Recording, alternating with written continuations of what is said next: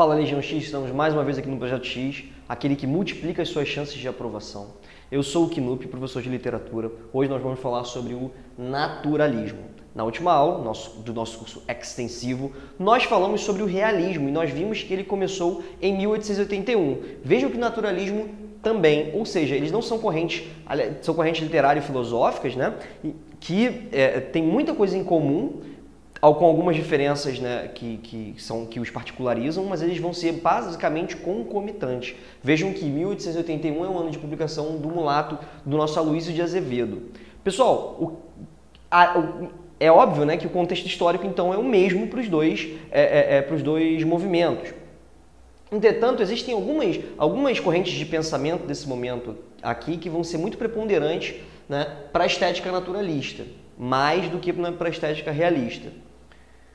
O conhecimento positivista se mantém e nós temos aqui alguns autores que vão pensar algumas coisas que são muito importantes. O primeiro deles, né, nosso Darwin, vai falar sobre a teoria da evolução das espécies. Então, a espécie que mais se adapta é aquela que tem mais chance de sobreviver. A adaptação muitas vezes é interpretada como força, né? Então, algumas pessoas falam em o mais forte vence, o mais forte se mantém vivo.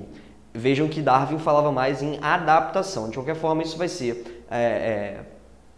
visto, né, pelas correntes como uma questão de força também. O nosso Taine vai falar sobre o determinismo. Ele vai postular que as pessoas elas podem ser determinadas cientificamente a partir do seu meio, a partir da sua raça e a partir do seu momento histórico. Então vejam que aqui você tem um sujeito que é muito previsível na visão desses caras. Nós vamos ter o nosso Freud, que vai postular que o indivíduo todo indivíduo é baseado em questões psicológicas. Então ele vai tratar o sujeito como altamente psicologizado através da sua concepção da psicanálise.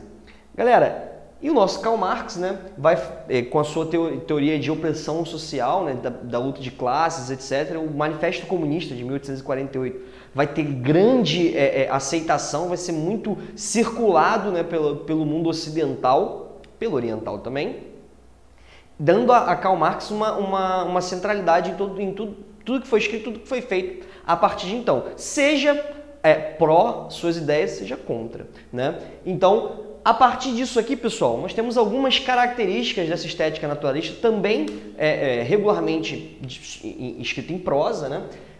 Vamos ter uma animalização muito grande do ser humano. O ser humano vai ser visto como um animal. Afinal de contas, a gente está tratando aqui de uma perspectiva bem biológica, né? De tentar entender o ser humano. Vamos ter romances, sim, que fazem denúncias sociais. O próprio Mulato, né, fala sobre preconceito racial. Temos aqui ainda, né, uma sociedade escravocrata, né, já decadente. Você tem a grande obra naturalista do Brasil vai ser o Curtiço, também do Aloysio de Azevedo, que vai ser o grande escritor, né, dessa estética. E o Curtiço também, né, vai falar sobre a vida nos cortiços, ali, né, no centro do Rio de Janeiro, uma realidade muito complicada para aquelas pessoas que viviam sem saneamento básico, sem mínimas condições de vida.